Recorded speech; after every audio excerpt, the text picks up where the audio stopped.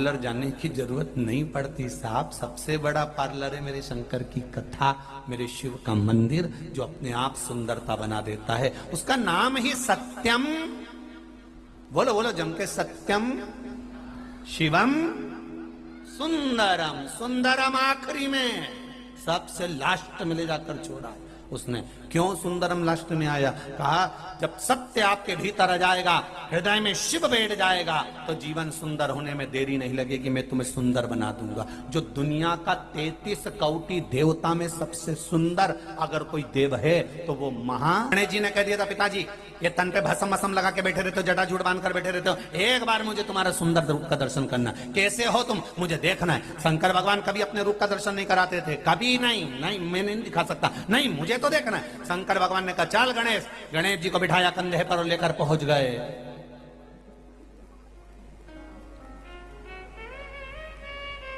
कंधे पर बिठाकर गणेश जी महाराज को लेकर गए। एक बार इस प्रसंग के पीछे भी किसी ने विरोध कर दिया। अब विरोध करने वाले तो विरोध, तो उन्होंने कहा महाराज जी आपने कैसे कह दिया कि शंकर भगवान ने गणेश जी को कंधे पे बिठाया? अरे बेटा है और बाप बेटे को कंधे पर बिठाता है, मां बेटे को गोदी में बिठाती है, बाप बेटे को कंधे पर बिठाता है। क्यों? मां बेटे को गोदी में बिठा कर कहती है कि तू मेरे गोद में बैठ जा, मैं तुझे वो नंदी का दर्शन करा दूंगी, वो महादेव का दर्शन करा दूंगी, वो महाराज का दर्शन करा दूंगी। क्यों? मां चाहती है कि जितना मैं देख सकती हूं उतना मेरा बेटा वहां तक देख ले। और बाप एक ऐसा होता है जो कहता है मुझसे ज्यादा मेरा बेटा देख ले। केवल बाप ऐसा होता है, केवल पिता ऐसा होता है कि बेटे को अपने से ज्यादा देखने का पावर देता है, कि मुझसे ज्यादा देखे, मुझसे ज्यादा देखने का प्रयास करे। मेरे कंधे पर बैठ और ज्यादा देख, और उन्नति की ओर बढ़, और तरक्की की ओर बढ़, और आगे का देख। वो पिता होता है।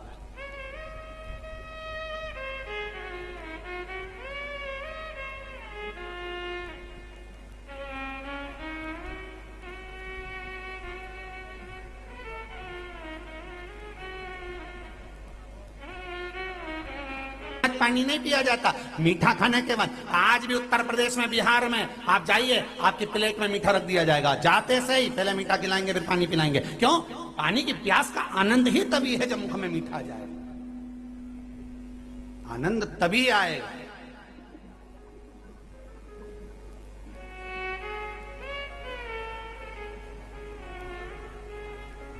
कितना भाव है आप लोगों का, कितना प्रेम, कितना प्रेम। इधर पूरा टेंट बढ़ा दिया, इधर पूरा टेंट बढ़ा दिया, पीछे बढ़ा दिया, उसके बाद भी ढेर खड़े हो, यहां से वहां तक गाड़ियों पे चढ़ चढ़ के बैठे हो। तो हाँ, अब तो समिति भी सोच में पड़ी है, तेरा क्या होगा कटिया, क्या कर सकते। सवेरे 4 बजे तक टेंट ही कसते रहे। अब तुम निकलो तब टेंट कसाया, 5 बजे कट्ठा छूटे, तुमको जाते जाते आराम से छोरा छोरी के पकड़ती डोलती 6 साढ़े 6 बजे तो घर जाती। और पूरा ग्राउंड खाली हो तब वो टेंट बनना चालू, और ग्राउंड तब खाली हो, ये तो भगवान जाने। तुम जाती हो, दूसरे आ जाते हैं देखने के लिए, कि कई लोग आते भी देखने के लिए कि आखिर हम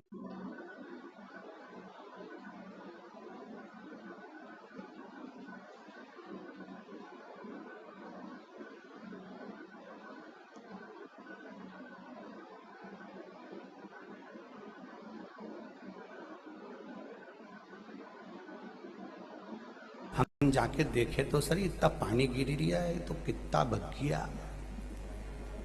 तो सर। और जब आए तो इनके चक्कर आ गया बापड़ा उनके, कि ये तो पानी में गीला हो रहा, धूप में पड़ा है, इतना धूप तेज पड़ रही तो नहीं टसमस हो दिया। अब कई करे, इनका करे तो करे क्या आखिर। तो तुम्हारी भक्ति के आगे तो भगवान भी परीक्षा लेता रहता है थोड़ा थोड़ा। तो ये तो संसार है, संसार, इसका आनंद कुछ दूसरा है, इसका आनंद कुछ और। करो भजन, और उस भजन का सुख मधुरा को संतों ने आशीर्वाद दिया कि तू जब जब अटके, जब जब तेरे चित्तवृत्ति में आए, तब तब तू ज्ञान दे सकती है। हम सप्त ऋषियों का ज्ञान तेरी चित्तवृत्ति में रहेगा। तू सबको समझा सकती है मधुरा, सबको समझा सकती है। वो मंदोदरी कोई साधारण नहीं थी साहब, उसका ज्ञान कितना प्रबल था। वो शिव तत्व में ऐसी डूबी, शंकर भगवान की आराधना करने के लिए बैठी।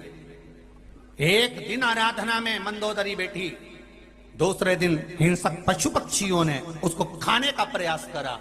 मैदानों को मालूम पड़ा कि मेरी बेटी के पीछे हिंसक पशु पक्षी पड़ गए।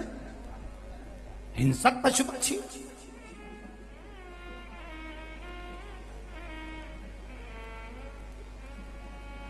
बेटी साधारण नहीं थी। तब साधना में डूबी हुई उस मंदोदरी की शिव भक्ति कितनी प्रबल थी कि उसने जितने हिंसक पशु पक्षी मंदोदरी के ऊपर आक्रमण कर रहे थे, खाने वाले थे, और वो मंदोदरी ने केवल जरा सा बेल पत्र का पत्ता उठाकर चार तरफ अपने रख लिया, चार तरफ बेलपत्री के पत्ते को रख लिया, तो एक हिंसक पशु पक्षी प्रवेश नहीं कर पाया।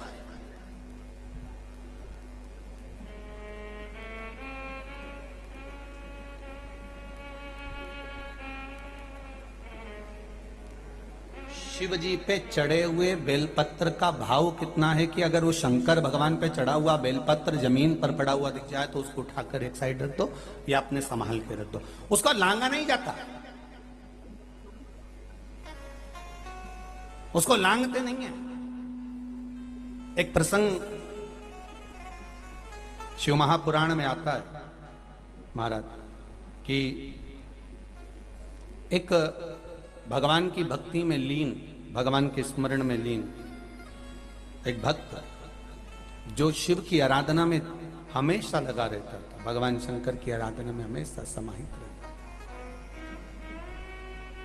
एक बार वो शिव जी के लिए पूजन का सामान लेकर जा रहा था और देखा उसने कि बगीचे में बहुत अच्छे फूल लगे हैं, पत्तियां लगी हैं, तो उसने तोड़ लिया। राजा का नगर का राजा भी पूजन करने बैठता था, आज उसको फूल पत्ती नहीं मिले। उसने दूतों से कहा कहां गया, पता नहीं, कोई तोड़ कर ले गया, पता करो कहां है। रोज ब्रह्म मुहूर्त में आता, तोड़ कर ले जाता और पूजन कर देता शिव जी की, और राजा अकेला रह जाता। तो राजा को क्रोध आ गया और राजा ने अपने दूतों से कहा क्या वो पकड़ाई में नहीं आ रहा? नहीं, तो एक काम करो, अभी पकड़ाई में आ जाएगा, वो पुण्य कमाया होगा, दिख नहीं रहा होगा।